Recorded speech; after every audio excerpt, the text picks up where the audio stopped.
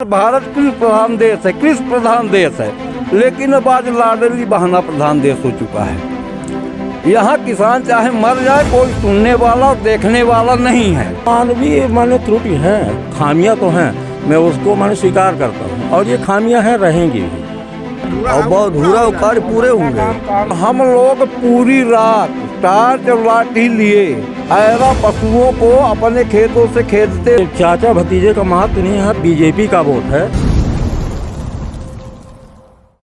अभी हम लोग मध्य प्रदेश के नवीन जिला मऊगंज के देवतालाव विधानसभा में खड़े हुए हैं और आप हमारे पीछे देख सकते हैं अभी यहाँ पर देश के गृह मंत्री अमित शाह की जनसभा थी।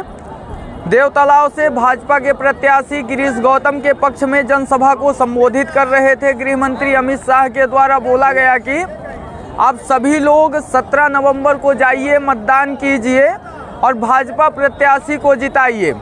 गृह मंत्री जब यहां पर पहुंचे तो गृह मंत्री के द्वारा भाजपा सरकार की तमाम योजनाएं जनता को बताई गई।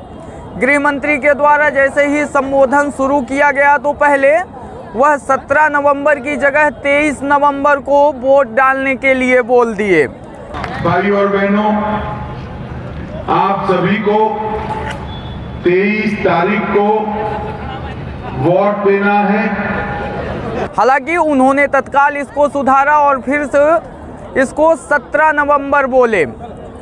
मध्य प्रदेश में जितनी योजनाएं चल रही हैं और केंद्र सरकार के द्वारा जितनी योजनाएं चलाई जा रही हैं, सारी योजनाएं जनता तक पहुंचाए हैं और जनता को उन योजनाओं के बारे में बताए हैं।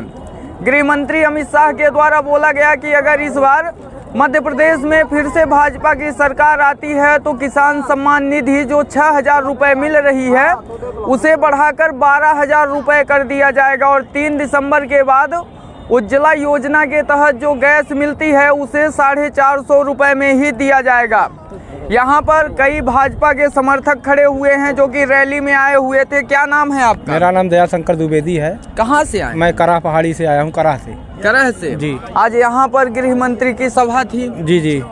क्या बोल के गए हैं गृह मंत्री? गृह मंत्री जी ने बोला है कि आप भारतीय जनता पार्टी की सरकार बनाइए और किसानों को की जो सम्मान निधि है ये 6,000 से बढ़कर 12,000 होगी और जो ये फ्री ऑफ कास्ट इलाज का पैसा मिलता है वो 5 लाख से बढ़कर 10 लाख किया जाएगा। जी। गृह मंत्री के द्वारा तो पहले 23 तारीख को वोट डालने के लिए अपील किया गया। ये बोल दिए हैं, फिर पुनः तुरंत सुधार लिए हैं। 17 तारीख को मतदान के लिए है, जो मध्य प्रदेश में इलेक्शन कमीशन का डेट है तो 17 नवंबर है। वो मिस्टेक हो गया तो थोड़ा बहुत चलता है, कभी मान लीजिए। जी। तो इस बार क्या गृह मंत्री आए थे, गृह मंत्री के द्वारा भाजपा प्रत्याशी के पक्ष में वोट डालने की अपील की गई है। क्या लगता है कि भाजपा प्रत्याशी के द्वारा देवतालाव में ऐसे कौन से कार्य किए गए हैं जिनको आधार मानकर यहाँ के मतदाता मतदान करें?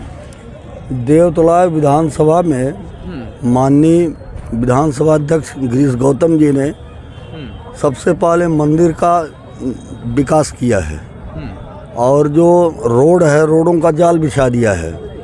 जनता के लिए जहाँ पे लाइट की समस्या थी वहाँ पे ट्रांसफार्मर लगवाया है। जहाँ पानी की समस्या है वहाँ हैंडपम्प खुदवाया है और जनता की जो भी समस्याएं हैं वो सब अच्छे ढंग से सुने हैं। कहीं कोई समस्या जनता के प्रति, उनके प्रति जनता कोई आक्रोश नहीं है और सब उनके साथ है। कहाँ है आपका गांव? मेरा गांव पन्नी है। पन्नी है? हाँ। यहाँ पे लौर एक गांव है, आप जानते होंगे। हाँ जानता हूँ। अभी आप बोल रहे हैं कि सड़कों का जाल बिछ गया है। लौर में ही सड़क नहीं है, हमारे पास विजुअल पड़ा हुआ है। नहीं, कार्य चल रहे हैं बहुत सारे, क्या नाम उनके जो रोड बनने हैं उसका भी वो पूरा निर्णय लिए है कि जहाँ जहाँ नहीं वो बनवाएंगे, ये भी है और बहुत धूरा कार्य पूरे होंगे। कितनी जनता यहाँ पर थी अभी यहाँ पे 15,000 के आसपास, 15 नहीं 20,000 जनता थी यहाँ। एक आंकड़े में? एक आंकड़े में 25,000 थे टोटल। 25,000। क्या लगता है यहाँ से चाचा और भतीजे के बीच में टक्कर है या फिर नहीं है? कोई टक्कर नहीं, वे तो एक पक्षी गिरीश गौतम जी जीत रहे हैं। टक्कर है।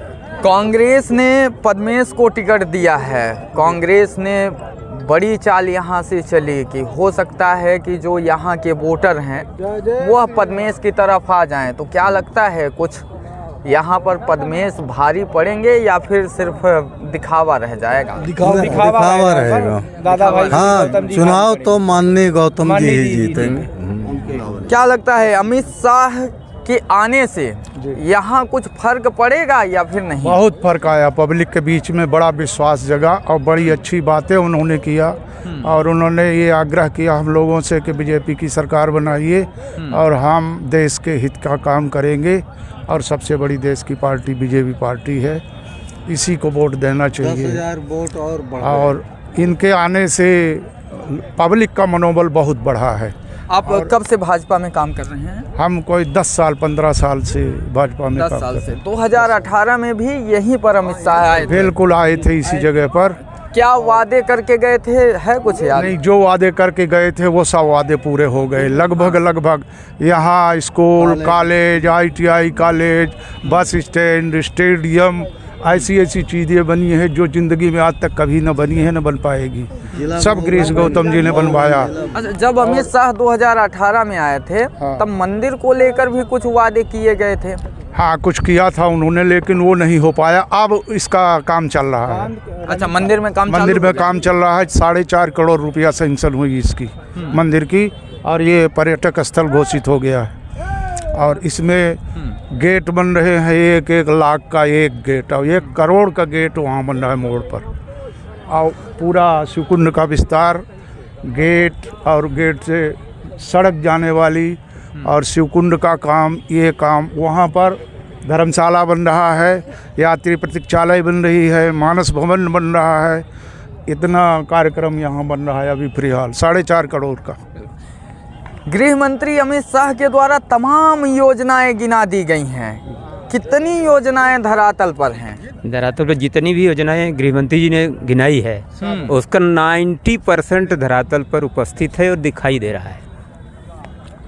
गृह मंत्री के आने से कितना फर्क पड़ेगा देवतालाव में? यहाँ से 99% बीजेपी प्रत्याशी विजयी होगा और विधानसभा अध्यक्ष जी कम से कम 20,000 वोट से विजयी होंगे। 20,000 वोट? जी। पिछली बार कितनी वोटों से? पिछली बार तो उन्होंने लगभग 1100 वोट से जीते थे, लेकिन इस बार वोट का रेशियो बढ़ा है क्योंकि उन्होंने देवतालाव में 1100 या 800? 1100 1080 वोट से जीते थे। 1080 वोट। लेकिन इतना विकास की धारा उन्होंने बहाई है देवतालाव में, या देवतालाव की जनता उनके विकास पर वोट दे रही है, ना कि अन्य काम पे। विकास के मुद्दे पर चुनाव लड़ा जा रहा है और विकास के मुद्दे पर हम विजयी होंगे, पूर्णतः विश्वास है। बिल्कुल। आज जो वादे किए गए हैं अभी गृह मंत्री के द्वारा, क्या लगता है 2018 में जो वादे किए गए थे वो कितने पूरे हुए हैं और जो अभी किए गए हैं वो कितने हो सकते हैं? 90% से ज़्यादा वादे अमित शाह जी ने जो 2018 में किया था वो सारे पूरे हुए हैं। और 100% जिन्होंने जितने वादे किए हैं 100% पूरे होंगे, ये हमारा विश्वास है। पूरा विश्वास है? पूरा विश्वास है। देवतालाव में आप 100 में से विकास को कितने नंबर देंगे? 100 में से हम 90% देंगे। 10% क्या आप कमी देखते हैं? चालू है काम। 10% जो नहीं हो पाया है, तकनीकी खराबियां, मौसम, समय अभाव और भी कुछ अड़चनें आ जाती हैं जिसके कारण 10%, लेकिन कंटिन्यू वो भी है, ऐसा नहीं है। हाँ, कंटिन्यू। अच्छा, क्या लगता है देवतालाव में किसके बीच में टक्कर देखने को मिल रही है? कोई टक्कर में है ही नहीं। भारतीय जनता पार्टी की टक्कर में कोई पार्टी नहीं है। कोई है ही कोई पार्टी टक्कर में नहीं है मेरे समझ में। कोई पार्टी, सब भारतीय जनता पार्टी को टक्कर है। क्या लगता है चाचा भतीज के बीच में कुछ लड़ाई देखने को मिलेगी या फिर एक तरफा चला जाएगा? चाचा भतीजे का महत्व नहीं है, बीजेपी का वोट है ना, और बीजेपी मैंने बड़े बहुमत से चुनाव जीतेगी।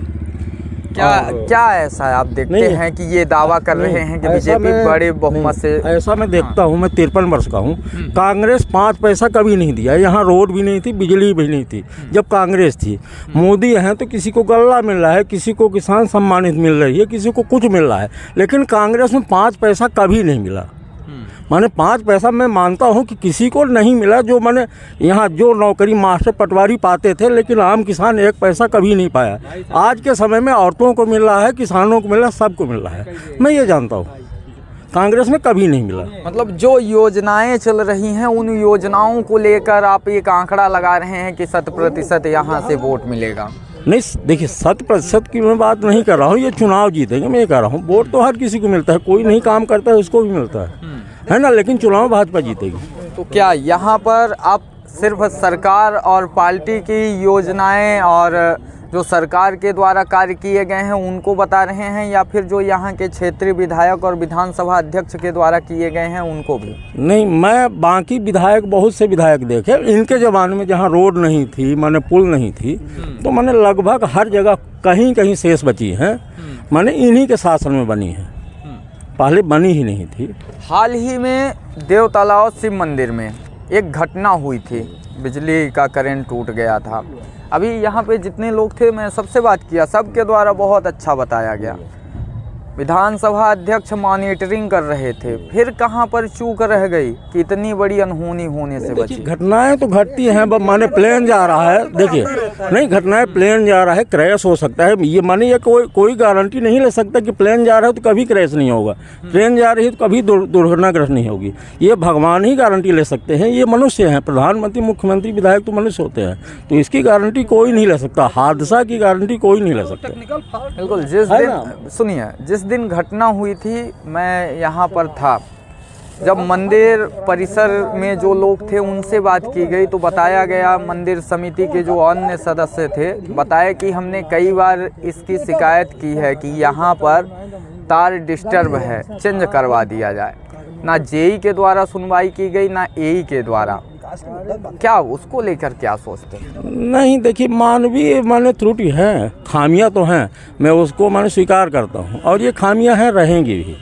बिल्कुल है ना। कोई एक गलती बीजेपी की और कोई एक गलती कांग्रेस की हमें बताइए। बीजेपी की कोई गलती नहीं है, और कांग्रेस की मैं एक नहीं, कम से कम 50 गिनतियाँ गिना सकता हूँ। एक गिना दीजिए। एक, कांग्रेस की 15 महीने की सरकार बनी थी, हम लोग किसान के बच्चे हैं, 45 दिन खरीदी केंद्रों में बोरा नहीं गया, किसानों का अनाज नहीं भरा हुआ था। और मतलब किसानों की समस्या बनी हुई। हाँ, 45 दिन। एक परेशानी, एक बीजेपी को लेकर कोई समस्या बता दीजिए, और एक कांग्रेस को लेकर समस्या ये है कि हम लोग किसान हैं, और हम लोग पूरी रात टार्च और लाठी लिए ऐरा पशुओं को अपने खेतों से खेदते रहते। कोई किसान यदि 20 एकड़ में खेती किए है तो वो 2 एकड़ की बड़े मुश्किल से खेती काट पा रहा है, ऐरा पशुओं के। हाँ, लावारिस पशुओं से। यहाँ बस खाली क्या है कि 2000 रुपया किसी को 3000 दे के बेवकूफ़ बनाए। लेकिन आज के पहले लोग ये कहते थे भारत कृषि प्रधान देश है, कृषि प्रधान देश है, लेकिन अब आज लाडली बहाना प्रधान देश हो चुका है। यहाँ किसान चाहे मर जाए, कोई सुनने वाला और देखने वाला नहीं है। अच्छा, आवारा पशुओं को लेकर मऊगंज कलेक्टर के द्वारा एक मिनट काका, एक मिनट, थोड़ा एक मिनट बहन को गाली देना एक अलग बात, पागल कुछ भी कर सकते, लेकिन मऊगंज कलेक्टर के द्वारा धारा 144 लगाई गई है। एक मिनट पहले बात करने दीजिए। मऊगंज आवारा पशु, एक मिनट कानून विधानसभा में, लोकसभा में पारित। पहले सुनिए काका, पहले आप हमसे बात कर रहे हैं ना, तो पहले हमसे बात करिए, फिर कर लीजिएगा। मऊगंज कलेक्टर के द्वारा आवारा पशुओं को लेकर 144 लागू की गई है, और सभी लोगों से यह अपील की जाती है कि एक एक पशु, एक एक गाय को अपने घर में ले जाकर बांधें। कलेक्टर महोदय ने कागजी कार्यवाही, कागजी घोड़ा दौड़ा दिया है, लेकिन कार्य रूप में परिणित करने के लिए कहीं भी 144 धारा नहीं है। एक गाय और कलेक्टर ऑफिस में बंधी हुई है, हर पब्लिक कलेक्टर महोदय एक पकड़े बिल्कुल यहाँ हम लोग देव तालाब में हैं और देव तालाब में यहाँ पर लोगों से बात की गई, लोगों के द्वारा तरह तरह की बातें बताई गई और यह बताया गया कि किन मुद्दों को लेकर इस बार वह लोग मतदान करेंगे और क्या रहेंगे देव तालाब के प्रमुख मुद्दे। अमित शाह के आने को लेकर अगर बात की जाए तो यहाँ पर यह बोला जा रहा है कुछ बदलाव की स्थिति हो भी सकती है और नहीं भी हो सकती है। खैर अभी यहाँ पर त्रिकोणीय मुकाबला देखा जा रहा है, लेकिन अंत में फैसला यहाँ की जनता ही करेगी। 17 नवंबर को यहाँ की पब्लिक किसे मतदान करती है और 3 दिसंबर को क्या परिणाम आएगा यह देखना दिलचस्प होगा।